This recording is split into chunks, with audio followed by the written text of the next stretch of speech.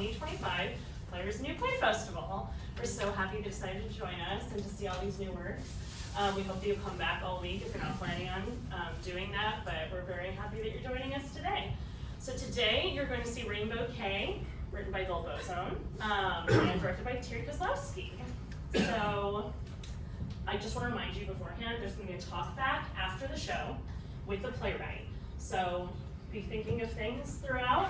We really want to be helpful to Bill so that he can take this work and, you know, if you think of anything that can really help him bring it to the next level by having an audience interact with him and give him your feedback. So we're doing that right after the show is over today. There will be an intermission, just in case you're worried. We will have time to have a little break in between and go to the bathroom. So next up, after the Players New Play Festival, we're opening our 96th season. Not here, this is our Black Box Theater, and where we teach classes, which enrollment is open. So if you're thinking, wow, I'd love to do that, I really love acting, we have classes for you. So if you want any more information about that, you can ask me or Jim, who is working our box office today, and we can get you some information on that. But the show that's opening our 96th season is The Wedding Singer, and that will be at our theater. That's just up 41 at the Crossings at Siesta Key. No one's actually done that musical in Sarasota, so it's a city premiere of The Wedding Singer, so that's going to be really fun. So think about getting tickets for that. Subscriptions are still available. Auditions are also coming up for our musical after that, which is Rent. So if you're thinking about being on stage, all of our auditions are open auditions. Rent and The Legend of Sleepy Hollow, which is a play, and it's outside of the Sarasota Polo Club, those auditions are coming up. So look out for that if you want to join our email blast. That's actually the easiest way for you to find out information. So if you're curious about it, just ask me and Jim, and we'll let you know. Right now, turn off any noise-making devices. We don't want any phones or anything like that to go off during this. Obviously, we're in a small, intimate space, so let's be conscious of our fellows here that we're watching the show with. And that's all. So without further ado, Rainbow K.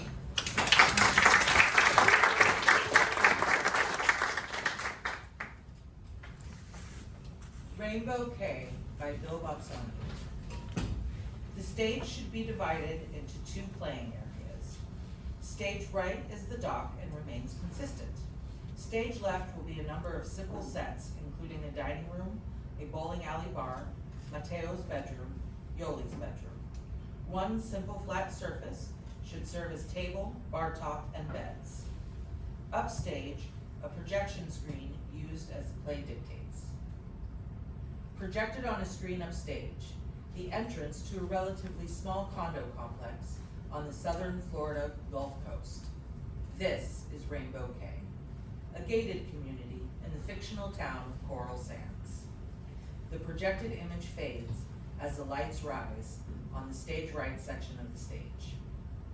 Scene: a dock with several weather-resistant chairs, two of which have been busted into pieces. Also, a round outdoor table which has been turned upside down. Time: July 3rd, late afternoon. Fran Bishop, with a toolbox close by, uses a drill to reattach some planks that have been pried from the dock. Standing and watching is Artie Huff.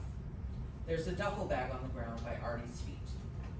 Off from the two men is George Triana, who sits with his back to the audience and tunes a guitar. He has a guitar case and a small cooler by his feet, and wears a set of earbuds. Lord in heaven, it's hot. July 3rd, and already you could fry a hamburger on the hood of a car, which I've seen done last September. A bunch of us tailgating outside Tropicana Stadium, and Jerry Oswald, you know Jerry? Crazy Jerry pulls out a package of chopped meat, forms a patty, slaps that sucker right down on the hood of his Ford Bronco, then was cooked through before the game even started. Thank God for climate change. Once that hurricane blows through, the thing will cool down some. Remind me your name again? Fran. Don't take it the wrong way, Fran, but I usually think of that as a girl's name. Ask me, we need a handyman on staff for this kind of thing. Residents shouldn't have to do it. I'd help you myself, but I'm a hernia survivor. I'd use a slightly longer screw if it was me. This will do.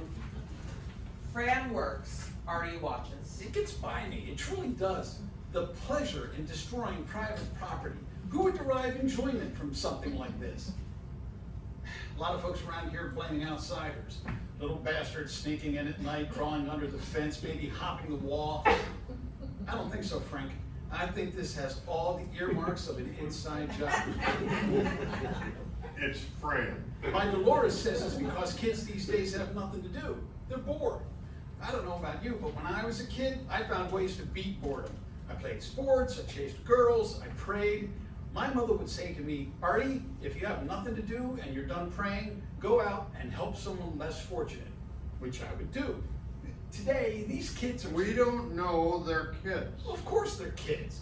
You think this is the work of the Social Security crowd? Refresh my memory. How long you been with us? 6 months. You should have been here back in the day. Rainbow Cay was a paradise. So what happened, right? What happened is a complex with a 55-year or older requirement changed policy. Inflation set in, HOA fees shot up, we got hit with a new roof assessment. A bunch of older folks couldn't afford it, moved out, left our development company with a bunch of empty condos, so they dropped the age requirement. Come one, come all, and this is what we get. Young people dragging their delinquent kids along. Yo, hombre, you live here? No hablo. Let me. Hola, ¿qué tal? Bien, ¿y tú? Muy bien. Ask him if he's from around here. ¿Vives por aquí? Sí, justo ahí, 65 y 15. Okay, viviate. He lives at 6515. That's a Lakeview unit. Those things go for $700K and up. Ask him how he can swing that. I already asked him enough. Drugs, most likely. See, right here's another problem. No background checks. Selling to people who don't even speak the language. So, what brings me out here on a day like this? I'll tell you. As you probably know, tonight's the final night to email your vote. As a candidate for board president, it's been brought to my attention that you have a past history in keeping the peace. Perhaps you'd consider joining the team. I don't think so. Well, don't make up your mind yet, neighbor. Let me get elected first. Where were you before, if you don't mind my asking? New York. Well, that explains the Spanish, doesn't it? So that way myself not that long ago. No desire of mine, but the bride made a bucket list, and first up was seeing a Broadway show, which we did, Wicked or some such nonsense. And just don't ask me what it was about, because I went out like a light 5 minutes in. Woke up for intermission, left the theater, and found a bar across the street. You want to know the real killer? The thing that sent people scurrying out of here and up to the Carolinas? Insurance rates. Hurricanes blew in last summer, did their thing, left the pieces for the insurance companies. A lot of them couldn't pay off their claims, so they left the state. Ones that stuck around raised premiums through the roof. Made me a believer in becoming self-insured. Instead of paying some company, I put the money in a separate bank account. Always there if I need it. George begins to pack up. As he turns to go, he catches sight of Artie's reveal. And for additional insurance, Artie picks up the duffel bag and takes out a shotgun. I went to King of Pawn and picked up Daddy's little helper. I wouldn't joke around with that. You know the most easily identified sound in the world? Train whistle. Second most identifiable sound? One of these beauties being pumped. Artie pumps it. Put it away now. Sure thing. Just trying to illustrate a problem-solving solution. Artie returns the shotgun to the duffel bag. Well, I'm sure the bride has something for me to do. Let's just hope at our age she's not looking for a little afternoon delight. I'll see you around the hood, Frank. Artie exits with the bag, finishes with the ramp, and goes to the overturned table. George finishes packing up and notices Fran attempt to lift the table upright. Give you a hand with that? You speak English? Hey, so do you. George helps Fran right the table. Like new. Appreciate it. You strike me as a man who could use a good cold one. Got some water in there? Coke, dude? George hands him a Coke, gets out a beer for himself. Fran grabs one of the intact chairs, sets it on the side of the table. Have a seat, pal. George sits. Fran sets up a second chair for himself. Sits. They drink. You're the one rides that bicycle every morning. Not just a bicycle, my man. It's a Schwinn Sierra 700. Is that right? Bought her in high school. Cost me every dime I ever saved, but she was worth it. Rode her until the day I left for the Marines. Thought about her for 4 years until I got out. George Triana. Fran Bishop. Triana, that Italian? Cuban. No offense. Just thought maybe you knew a decent pasta place down here. I see you have a guitar. Are you up in a musician? I teach music at Coral Sands Middle School. Over by the Publix? After 5 years, I'm finally close enough to walk to work. Fran wipes his brow with his shirt sleeve. Here you go. George takes a damp face cloth from his cooler, hands it to Fran. Bring that out and wipe your face. You're a newbie. 2 weeks. Haven't even fully unpacked. The guy you were talking to, the one waving the 12 gauge, Party tough. strikes me as somebody who likes to throw his weight around. Yeah. Well, it's kind of like John Wayne said. A big mouth don't make a big man. Papa. Mateo, a boy around 15, enters. He's well-groomed and nicely dressed. A bit overweight and out of breath. He carries a cell phone, which he extends towards George, while ignoring Fran. Can you please start carrying your phone so I don't have to track you down? Relax, mijo. Take a break. Say hello to Fran. Hey, Hey. My boy Mateo.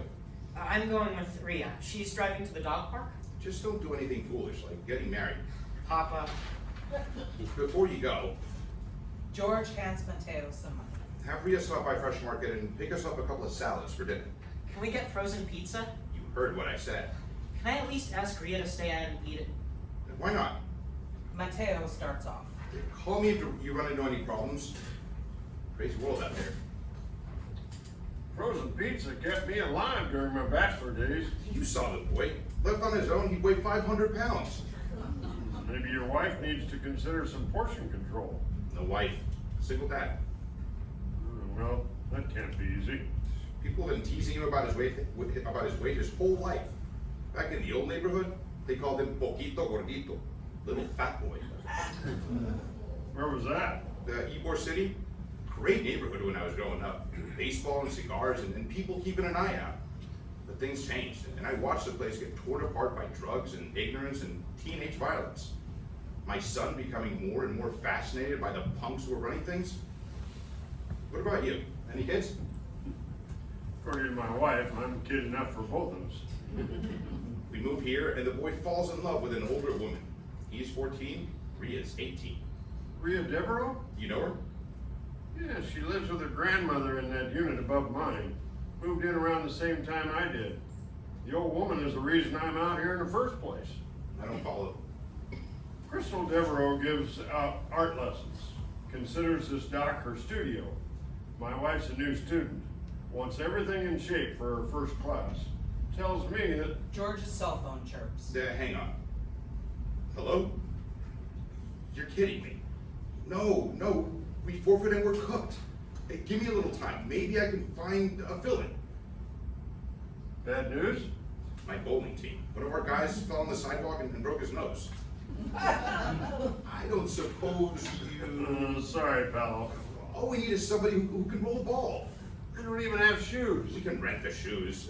Come on, 10-Pin City, it's minutes from here. I don't like to leave Yoli. Yoli? Yolanda, my wife. She needs help getting around. The woman I see in the wheelchair? None other. Sorry, man. She's fine. Maybe not fine. She's got this, what's called chronic obstructive pulmonary disease. But I'm on it. Everything under control. The warm weather, the sun, the mineral springs down in Naples, got it covered. I'm no doctor, friend, but that seems a little... Crazy? Yeah, I know. But there's also a psychological factor. She makes a very emotional connection with this area. Her happiest days growing up were spent in this exact location. Fact. Southern Florida has an average of 1 more hour of sunlight per day compared to New York City. Why is that important? It's important because the UV rays of the sun substantially decrease the effects of the diseases once thought to be terminal.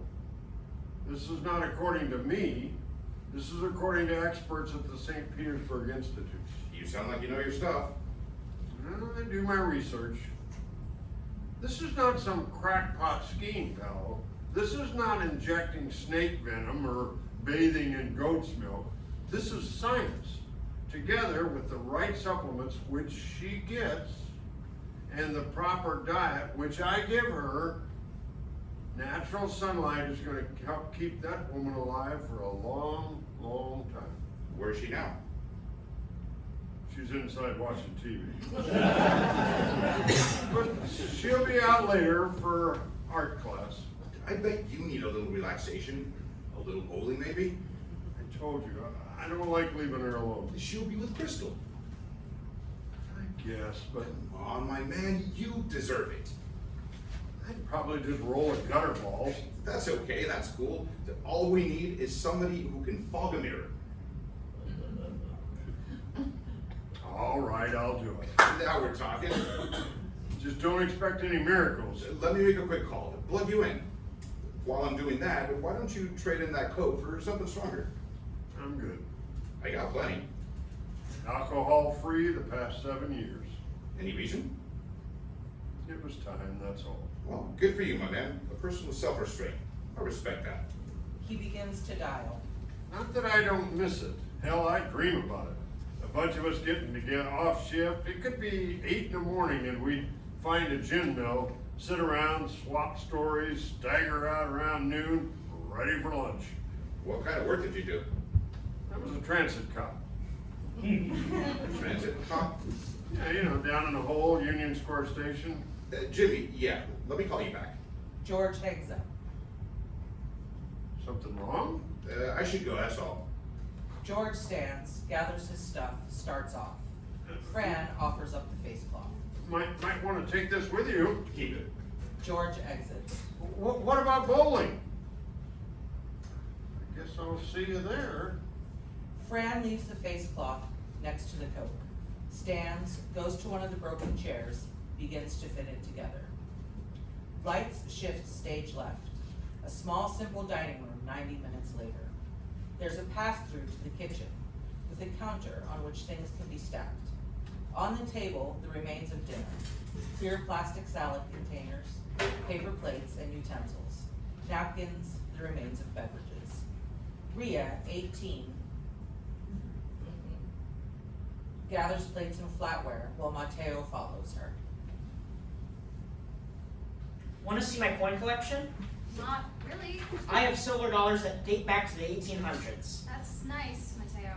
The great thing about coins, you can specialize. Say you're into dimes. You have your Barber dimes. You have your Mercury dimes. Your Roosevelt dimes. You could be lucky someday and find a seated Liberty dime. Collecting is for losers. Believe me, I know. My father collected baseball cards, and there isn't a bigger loser alive. That's not very nice. Neither is feeling up your daughter and calling it a spiritual healing. He knows you're here. Of course he knows. My grandmother called him as soon as I got in. My grandmother.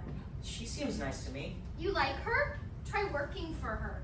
Try being her shampoo girl for almost no pay. At least she's giving you that old Volvo. Which is the only thing keeping me here. Graduate high school, work in the salon over the summer, and it's yours. Like it's a frickin' Mercedes. I'll tell you one thing, come September, I'm out of here before the ink on that registration is dry. Where are you going again? I already told you, numbnuts. Wikiwachi. I forgot. Land of the Mermaids. And what else? That you'll be swimming half naked in front of a bunch of drunks? No, idiot. That it's a secret. All I need is that car. You got here without a car. Stuck out your thumb and jumped in with any creep who stopped for you. Not true. Plenty of times I turned down rides. Okay. Middle of nowhere, late at night in the pouring rain. car pulls over, and when I run up, I see this crazy lady behind the wheel and two grinning idiots in the back. She tells me to throw my stuff in the front and climb in with the pervs. No way, I tell her. I'm riding shotgun. She shakes her head. In the back, she says, where you walk. So I stepped back into the night, up went the car window, and off they went. Point is, from here on, I ride first class. In a 20-year-old Volvo. Watch it, dude. I love that car. So, what do you guess it's worth? Your coin collection, doofus? What do you think you could get for it? I don't know. I never thought about it. You do any work on that project I gave you? I got other things, Mateo. I need it by tomorrow. Then you work on it. Come on, Rhea, I can't draw like you. An eagle, an anchor, and a globe. How hard is that? All right, already. United States Marine Corps and fancy print. Okay, geez, give me air. You feel like going into my room? I've got Minecraft, I've got Fortnite, I've got Elden Ring, I've got Helldivers 2. I'd rather have a root canal. What about tomorrow afternoon? We could see the new Gold Patrol movie. I gotta go to the high school. Independence Day pictures for the graduating class. Tonight then, we could sneak out to the creamery and get ice cream. Are you trying to ask me on a date? No? Good, because you wouldn't know what to do on a date. Yeah, I would. Tell me. We sneak out, we get ice cream, we drive to the lake, Okay. then maybe we sit inside your car. What then? Okay, Mateo, I'll tell you what then. If a guy is experienced, he finds the right music, he makes the right moves, and then he takes the girl in the back seat for some get to know you better. I could do that. In your dreams, maybe. I've been on the internet, I've seen stuff. Seeing and doing are two different things, Mateo. So show me. You want to go to the creamery? Go. I'll help your father clean up. He doesn't want help. It's common courtesy, Mateo. You go to somebody's house for dinner, you pitch in. It's because you think I'm fat. Don't start with this. If my mother was here, she'd tell you. Dude, I'm not fat. I just inherited her bone structure. alright. Chillax. I'm gonna tell you something. Mateo, nothing to do with what you weigh. Okay, important thing is, when you're talking to someone of the opposite sex, in this case, female, try and steer away from coin collecting and video games. Most of us aren't interested, and those who are have something seriously wrong with them. Be a little more daring. Women like guys who take risks. What we don't like is people who sit around in their rooms with their hands down their pants. Is this your mom? Where'd you get that? Your dad's bedroom. It was tucked in the mirror. Give it to me. I'm gonna put it back as soon as... They hear George approaching. Rhea returns the photo to her shirt pocket. Not a word, Mateo, or I swear to God. George enters with a tray of cookies. I got some low-calorie, gluten-free cookies here. Maybe you two could find a movie to watch while I finish cleaning up. Actually, I'm not much for TV. Since when? You watched both seasons of Heartstopper with me. 16 episodes in 2 days. Because my grandmother was looking after that woman with cancer or whatnot, and Elvira wouldn't leave the house. Who's Elvira? My grandmother's dog, who I'm forced to walk, and who adores Mateo because he gets down and rolls around with her like he's a dog himself. Is that true? Personally, I'd rather discuss important topics, exchange ideas, compare opinions. I can do that. Sorry, Mateo, you haven't been around long enough to have opinions. That's a bit severe. I talk to him practically every day. I'd like to get to know you a little better. I guess I should leave you two lovebirds alone. Good Mateo. idea. Walk down to Main Street.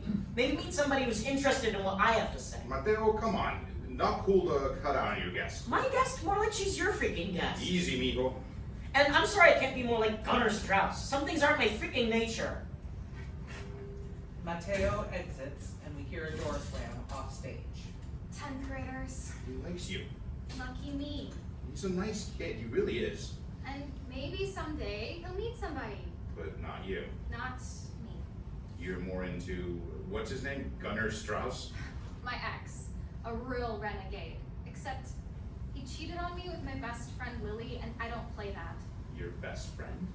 I don't blame her. She only did what comes naturally. So what does Gunnar have that my son likes? I told you, Gunnar's a bad dude. Tattooed himself with a safety pin and a magic marker. Almost died from the infection.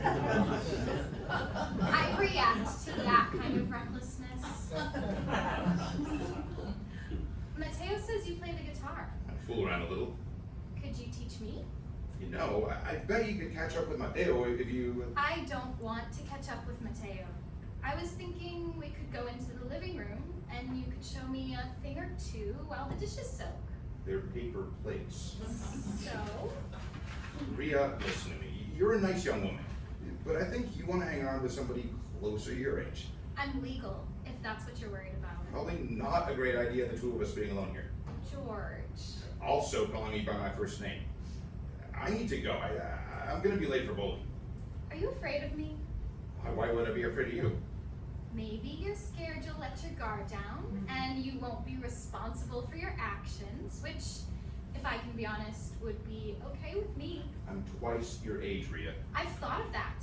I've even discussed it with Lily, who swung by here one morning to check you out, watched you riding your bike, and said you were a good training stud. Old, safe, and no woman in your life to complicate things. I know Mateo. I bet money he's sitting right outside the front door. I'm not interested in Mateo. Will you please stop pushing Mateo? I'm offering you a gift, George. Nothing complicated, nothing pervy. This would be my maiden voyage, and I want to make it as simple as possible. You told me you had a boyfriend who cheated on you. Emotionally.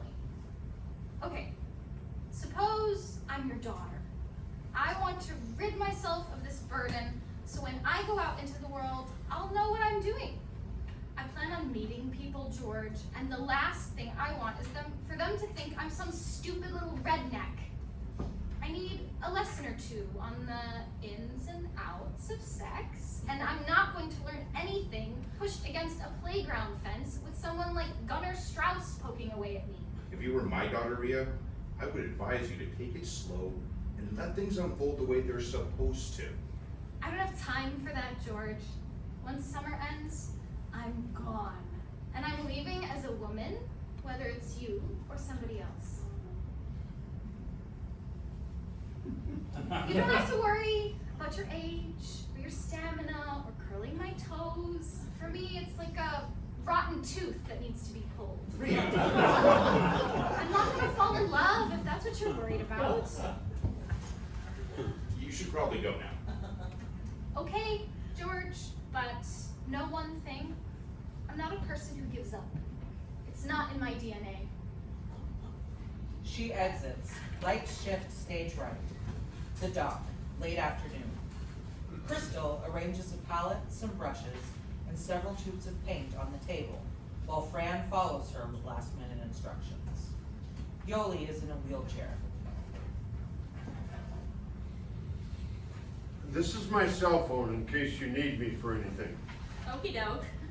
Yoli takes a tube of sunscreen from the wheelchair's side pouch, begins to spread it on her arms. Also the number for 10-pin city. There's an inhaler in her side pouch if her breathing becomes difficult. I'm sure we'll manage. Don't be afraid to call even if... What is this? Sunscreen, Fran, it's fine. It's not fine, Yoli. I've told you. It's not the sun that's your enemy. It's junk like this. He takes the sunscreen, finds a cloth in the wheelchair's side pouch, wipes Yoli's arms dry. Never done me harm. Well, then maybe you'd like to know, studies at the University of Queensland proved the chemicals in this stuff were a leading cause of basal skin carcinoma. Where do you even get this? I gave it to her. Let's go. I'm here for my art lesson, Fran. I'm not leaving. Now you go and enjoy yourself. We'll be fine. Just be careful driving. You sure? I am. Fran goes to Crystal, puts the tube of sunscreen in her hand. The sun gets too strong. Find a shady spot. He kisses Yoli on the top of her head. Go. Fran exits. human flypaper, but I love him to death. Did I hear right? He's driving to the bowling alley. He is. Right across the highway? I could hit that place with a rock from here. You know, he considers himself on emergency standby. Has difficulty remembering he's no longer a cop. Puts me in mind of old Charles. Who? Oh, my third husband. Best of the lot, but it only lasted 10 months. What happened? Couldn't stay out of my business. Like a tick, that man. What about the other two? Well, my first, Roger, went off to Vietnam and came back tighter than a bald man's hat band. And my second, Vince, was more in love with the bank account than the one making the deposits. A few things I'm good at, Miss Yoli: doing people's hair, picking up good wine off the shelf, and handling money. Never the best at marrying, though. One skill that managed to evade me. Sounds like you never had a man who could recognize your true value. Crystal has set up the easel and canvas in front of Yoli. I'm like a luckless gambler at the Kentucky Derby, hun. Just can't pick a winner. Okay, this is good. Fading light, always inspirational. Tell me what makes you want to paint. I guess I'd like to leave something of beauty behind. Good a reason as any. My high school art teacher, Mr. Wolf, told me I was hopelessly untalented. Well, let's show Mr. Wolf up for the fool he obviously was. Crystal hands Yoli the pencil. Well, there's the sky, of course, Uh-huh. and the lake itself. Yes, ma'am.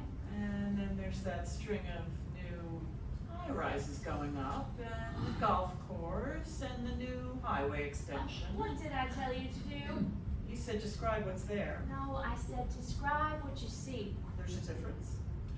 For an artist, what you see is not necessarily what's there. Look yonder. That there's the sewage treatment plant that's meant to serve all the new construction and likely pollute our lake even further. Is that what you want to see? Not really. Be Picasso. When that man spied a woman, did he actually have a nose growing on the side of her face? Was that his interpretation? That was his interpretation. That's what he wanted to see. Squint your eyes. Let the colors flow together. Then tell me what you want to see. Open your eyes and stare straight out. What you're looking at one time was a big cattle ranch. Farther out, forest land and a sizable timber and turpentine business. This lake itself, a shell mine of the contents which were used for road construction. And that's what you see? No, Mom, that's what there once was. Back then, this never even existed. It's like if I set a bowl of fruit on this table. That's what most people would see. But a true artist wouldn't stop there. She'd see beyond the bananas and past the pears. She'd see her heart's desire. A vast expanse of green. There you go. Maybe a white fence with some brown horses behind it, and a single house, lemon yellow. Now you're working. And outside that house, a sun-bleached porch with clean sheets billowing on a clothesline and an old straw broom leaning up against it. All right, hon. Don't talk it away. And trust me, once you start getting things on canvas, you won't have to think that hard. Just the painting itself will direct you where to go. Crystal indicates the canvas. After a moment, Yoli begins to sketch. You should teach in a university.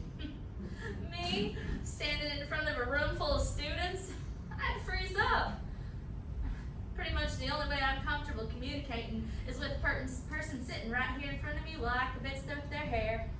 It's my granddaughter who's the real talent. Rhea? Yeah, you should see. Girl can sketch a person's face and capture their very soul.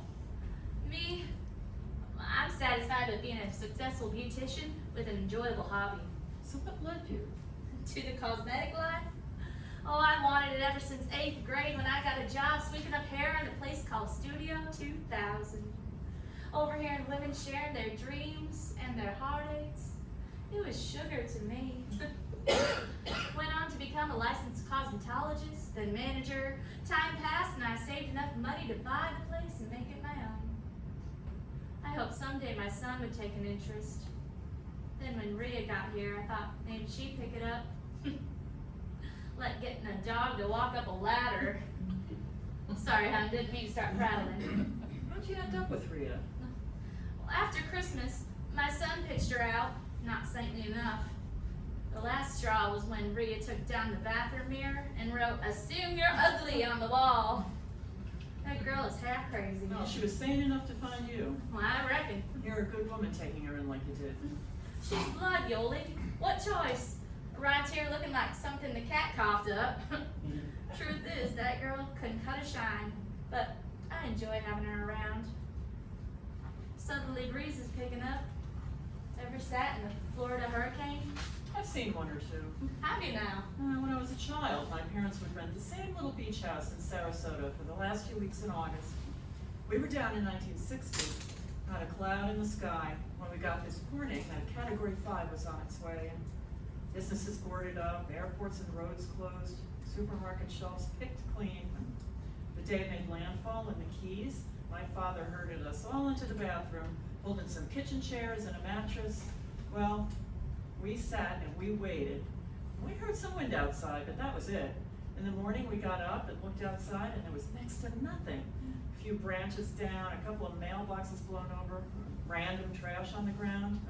We were spared. Later that day, we all played mini golf at this place that had a baby alligator you can feed. Well, nothing wrong with precaution. I'm not saying there is. All I'm saying is that sometimes the thing we fear the most turns out to be nothing more than a wasted night of sitting in the bathroom staring at the porcelain. Crystal looks over and smiles as Yoli works. Shift stage left. Projected on the screen, a neon bowling sign. Bowling sounds in the background. George sits alone with a bottle of beer.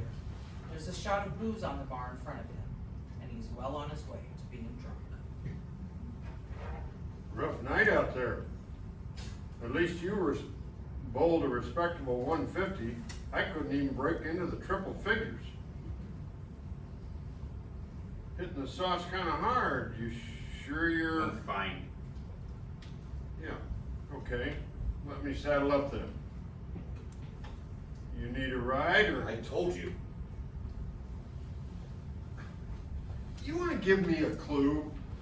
We were getting along like buddies this afternoon, then I said something, I did something. What? You're a cop. Oh, so that's it. What happened? You get a speeding ticket, citation for jaywalking? None of my business. Got it. I'm out. You killed my wife. I did what? Misidentified her. Thought she was somebody else. Put her in a chokehold and didn't let loose. Comatose for 2 months before she died. But who am I to complain, right? I got a nice settlement. I raked in the cash. Look, I'm sorry. I didn't... I guess what I'm trying to say is there are good cops and bad cops. You're a family, a brotherhood. One cop cuts himself, the entire force bleeds. Fran settles next to George, signals to an unseen bartender. Let me have a coffee, will you? I'm not a storyteller, okay, but let me make a one-time exception. 12 years ago in Catholic school, Junior Rosary Society, Stations of the Cross nailed on my bedroom wall. I was around your boy's age when I was caught smoking in the school bathroom. Now, normally that's detention, but I was caught by Father Conklin, an advocate of what he called JUG, justice under God. Conklin told me to wait for him in the gym after everybody was out. So I did. He had me stripped naked and run what he called the gauntlet. Parallel bars, pommel horse, the rings.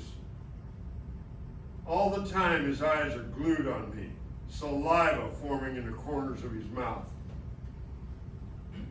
He was one sick guy. But I wasn't going to let him control my life. I was confirmed by a priest. I was married by a priest. A priest helped me put both my parents in the ground. good and bad. That's all I'm saying. Make that coffee to go, will you? You need to stop bending your elbow on your backswing. You need to straighten it out. I'll keep that in mind. And when you're lining up your shot, hold the ball at your belt line. You hold it under your chin, you look like a squirrel eating a nut. Fran gives a slight smile as lights fade and shift stage right. The dock, where it has been growing slightly darker. Yoli has shifted from sketching to painting, as can be seen from the paint on her hands and the smear across her cheek. She sits back and studies her canvas unhappily. Crystal stands a few feet away. Tell me what it is you don't like. This green, it looks, Unnatural? Ever try coloring your own hair? I see it all the time. Just last week, a woman come to me in tears. Wanted to go to her 25th high school reunion as a California blonde, but came out looking like a yellow-crested cockatoo. All she needed was a tad of complimentary color. In this case, purple. Fixed her up and sent her home as happy as a dog with two tails. oh, so I should, Try toning down that green with a light touch of red. Yoli goes to her palette. She applies some paint to the canvas while Crystal watches. More to your liking? you're amazing. Hell, girl, I'm barely able to pick out 2 socks that match. I hope Fran likes it. He will if he has the sense God gave a chicken. Likely none of my business, but the two of you don't exactly seem like cup and saucer. Well, that's exactly what I thought at first. Here's this rookie transit cop, all rough around the edges, and here I am, a student at NYU, soft as meringue. First time I saw him, I was on the subway platform watching the 6 train pull in. All of a sudden, he's in my ear. Stay back until the train comes to a complete stop and the doors open. I told him, I'm an adult, I don't need you telling me what to do. Fine, he says, I'll bring a blotter tomorrow so I can pick up what's left. When I got home that night, I read about some woman who got pushed on the tracks up on 125th Street. Happened maybe half an hour before Fran and I got into it. Well, the next day I went back and I apologized and I asked if he wanted to get coffee some afternoon. He agreed. And then he unbuttoned the pocket of his uniform and took out a blotter. I guess I won't need this, he said. Young romance. No, we didn't have our challenges. Wouldn't be love without him. We never had any children, which Fran always pestered me for. And we never took that cruise I wanted because Fran got seasick on the Staten Island ferry. And we went through a long bout of too much drinking. But he turned that around. He did. He turned it around the day I got my diagnosis. You don't need to talk about this if it's... It helps. Go ahead then. Police officers drink. It's a fact of life. Some of them can control it. Fran couldn't. He was constantly on him to cut down, which he promised to do. But it was always scheduled for the next day or the first of the month or right after his nephew's wedding. He'd always been a decent cook, especially Italian. And that day I phoned him from the pulmonologist's office, gave him the news. He decided a good lasagna would lift our spirits. What's lasagna without a bottle of red? The problem was, he'd been throwing back the scotch the entire time I was gone. Well, that night we were in our dinette trying to act like everything was normal, and Fran was pouring himself another burgundy when I noticed black smoke coming from the oven. We jumped up simultaneously, and Fran accidentally sent his glass flying. I had on this cream-colored blouse that I had worn to the doctors, and I was immediately drenched. I looked like a victim in some chainsaw movie. Well, Fran begged my forgiveness, poured the rest of that wine down the sink, and swore that was it. I'd heard that before, so I was skeptical, but he hasn't touched a drop since. He still keeps a half a bottle of scotch under the kitchen sink. Says he likes to stare it in the eye and remind himself of how strong he is. Looks like we're losing light. Plus, that southerly breeze is turning into an ill wind. Thanks, Crystal. For what? Just thanks. Crystal moves behind the wheelchair. Let's get you inside and cleaned up before the mister gets home. What is it? Did you just hear that? Now what? sounded like people talking. Probably just a couple gators, maybe. Or two lovers on the lake pledging their eternal devotion. I'll go with the gators. They exit. In the gathering dusk, a voice can now be distinguished. They're gone. Let's go. Lights shift stage left. A small, simple dining room, 19 minutes later. Actually, no, everything's not fine. I was hoping maybe your granddaughter was there so I could. I just told you, my son hasn't come home yet, and A knock at the door. I've tried to call him, but he doesn't. Again, the knock. Hang on. Listen, I didn't mean to go off on you. This is just not like him. Maybe you could give me Ria's number? Okay, 1 second. Go ahead. 941. Okay. Uh-huh. As he ends the conversation, Ria, unseen, walks up behind him and stops. I appreciate it. And if you happen to see Mateo, could you give a shout out? George disconnects, turns, comes face to face with Ria, who holds a sketching pad. Hi. Jesus, Ria. The front door was locked, so I came in through the lanai. You see Mateo? Mateo. Mateo. Yes, I did see Mateo. Where? When? Saw him maybe half an hour ago. Mateo, Lily, and Gunnar. 3 of them outside McDonald's, saying something about going out on the lake in Gunner's inflatable. Damn it. I'd have gone with them, but I have bigger fish on my plate. Call her. Who? Lily. Or Gunner. I don't care who. Just call. They won't pick up. And even if they would, there's like 0 reception on the lake. This is what I wanted to keep him from. This is why I left Ybor City. Chillax, dude. They're probably on their way back by now. You think? Yeah, I know how these things go. They get out on the water and talk about how unfair everything is. They smoke some weed and then they come back. 10 minutes. Then I call the police. Dude, down here 911 goes through India. Sit. Let me show you something. Not now. 2 seconds? George hesitates, sits. Ria opens the sketching pad in front of him. What do you think? You did this? Ria takes out the photograph, puts it on the table. I copied it from the photograph. Pen and ink. It's not great. She puts her hand on George's shoulder, bends forward to indicate. I messed up around the mouth. No, it's good. You like it? It's, perfect. What was her name? Ria now has a hand on each of his shoulders. Loose. Loose. It means light. Loose. That's good. Ria begins to massage his shoulders. This was her high school yearbook picture. Think she would have liked me? Loose like everybody. Everybody liked Loose. Ria continues the massage. I don't know if you should. You're too tight, dude. Kick back a little. Tell me more about Loose. Not much to tell. I was a Marine in Fallujah, Where's that? Iraq. Ria manages to get her hands under George's shirt, skin on skin. It was the worst. We went street to street, house to house, blowing up everything we could. This feel okay? Once I got discharged, all I wanted was comfort. I married this girl from church I hardly knew. She wasn't even 19, but she looked like a soft place to land. I didn't even love her at first. It took until Mateo was born, and by then I was so into her, I couldn't even see straight. Loose. Loose. Ria's hands have made their way around to George's bare chest. Take a deep breath. Count to 4. Let it out. Ria's hands wander down further. How's that feel? Nice. Ria's mouth is nuzzled in his neck.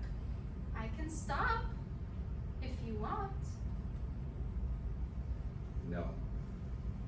Ria removes her hands, moves around, sits on George's lap facing him. Her arms encircle his neck. How about now? George stands, Ria clinging to him. He sweeps everything from the table and lies her flat down on it. Then he moves in. Shifts stage right to the dock and darkness, where muted voices can be heard. Gunner, cut it out. I don't want to. Come on, don't be a tease. I said no. We need to go, guys. Oh, fuck, shit. A spotlight begins to sweep the area. The sound of people making a fast, clumsy exit. Guys, wait up. The sound of a boat being rapidly paddled away. Freeze!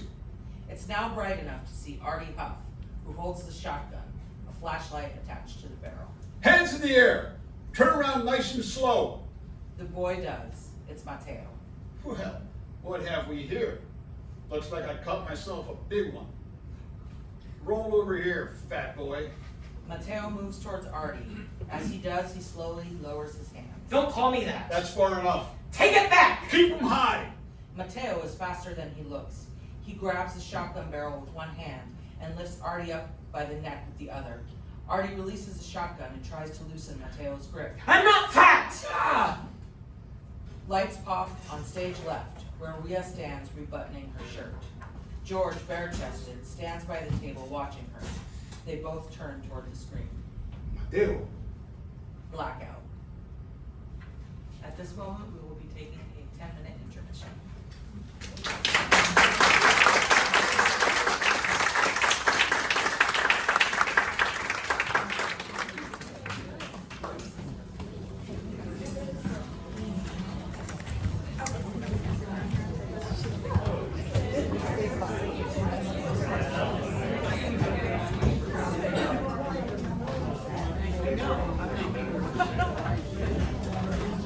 Radio.